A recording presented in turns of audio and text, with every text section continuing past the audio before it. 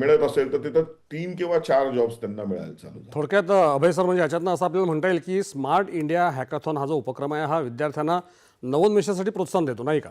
आता मला एक बरोबर. सांगा की विशेष करून लहान शहरांमधून आणि ग्रामीण भागातून त्यांना नेमकी कशी मदत होते या उपक्रमाच्या माध्यमातून? कारण शहरी भागामध्ये सर्वसाधारणपणे सुविधा उपलब्ध असतात, स्पर्धांची माहिती वेगाने कळत असते, पण लहान शहरांमधून आणि ग्रामीण भागातून नेमकी यांना कशी मदत होते?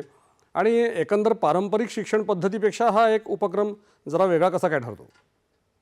खूप छान प्रश्न विचारलाय तुम्ही सावे साहेब.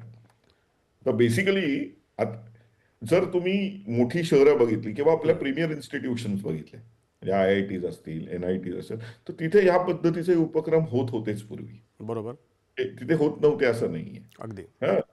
पण आज जर तुम्ही ही जर प्रीमियर इन्स्टिट्यूशन्स बघितली किंवा मोठे शहर, तर या प्रीमियर इन्स्टिट्यूशन जे IITs असतील, NITs असतील, ते किती किती इंजिनियर्स किंवा किती वर्षाला मुलं तयार करतात जर आपण असा विचार केला तर म्हणजे IIT 15,000 मुलं वर्षाला तयार करतं, इंजिनियर्स तयार करतं.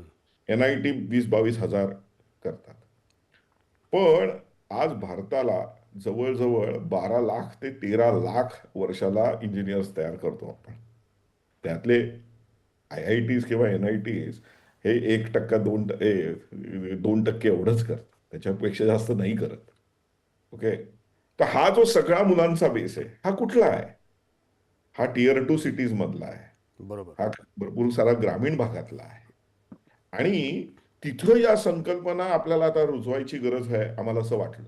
कारण की आयडिया कुठूनही येऊ शकते. आयडियाला तुम्हाला एखाद्या प्रीमियर इन्स्टिट्यूटमध्येच असायची असे काही गरज नाहीये अगदी. किंवा खूप मोठ्या शहरात असायची गरज नाही. तुम्हाला जर एक ती आकलन शक्ती असेल, तुम्हाला ती दृष्टी असेल, बरोबर. तर आयडिया कुठूनही येऊ शकते. आता ती आयडिया आली तर भरपूर वेळा काय होतं की पूर्वी आयडियाज यायच्या नाहीत का लोकांना? यायच्या. आपण अजिबात असं म्हणू शकत नाही की पूर्वी आयडियाज यायच्या नाही. पण त्यावेळेस असे प्लॅटफॉर्म्स नव्हते की जिथे ते सिस्टमॅटिकली त्या आयडियाजना पुढे घेऊन जाऊ शकत होते. आता काय केलंय आम्ही, स्मार्ट इंडिया हॅकॅथॉन असेल किंवा आमचे बाकीचे प्रोग्राम्स असेल, लाईक IISC आहे, म्हणजे Indian institutional innovation council, IIC मी त्याला म्हणतो. किंवा आमचं युक्ती इनोव्हेशन चॅलेंज आहे. ह्यांनी आम्ही काय करतोय, आम्ही जास्तीत जास्त प्लॅटफॉर्म्स मुलांना अवेलेबल करून द्यायचा प्रयत्न करतोय की जिथे ते त्यांच्या आयडियाज, ते त्यांचे इनोव्हेशन्स दाखवू बरोबर. शकतात. आणि एकदा काय होतं, एकदा म्हणजे ज्याला म्हणता येईल की सक्सेस सारखं काही नाही.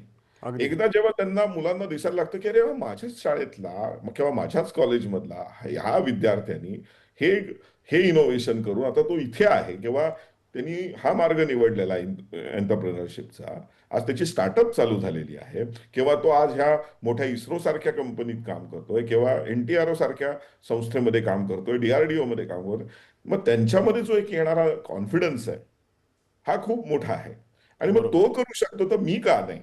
आणि मग त्या अनुषंगाने आपल्या जे सगळे Tier 2 Tier 3 कॉलेजेसमध्ये आहे, त्याच्यामध्ये ती एक कॉम्पिटिशन सुरू होत झालेली आम्हाला दिसते. आणि आत्ताही मी तुम्हाला जेव्हा सांगतो स्मार्ट इंडिया हॅकॅथॉन जेव्हा आम्ही बघतोय, त्यावेळेस आम्हाला जास्तीत जास्त एंट्रीज ह्या Tier 2 Tier 3 कॉलेजेस मधूनच येतात. अरे वा. आणि नुसतंच येता येत नाही, तर ही मुलं येऊन जिंकतायत ही कॉम्पिटिशन. नुसतंच म्हणजे नुसतं पार्टिसिपेशन नाहीये, तर ऍक्च्युली ते जिंकतायत, ते हरवतायत भरपूर वेळा मेट्रोज मधल्या मुलांना देखील. बरोबर. सर, मला एक वाटतं की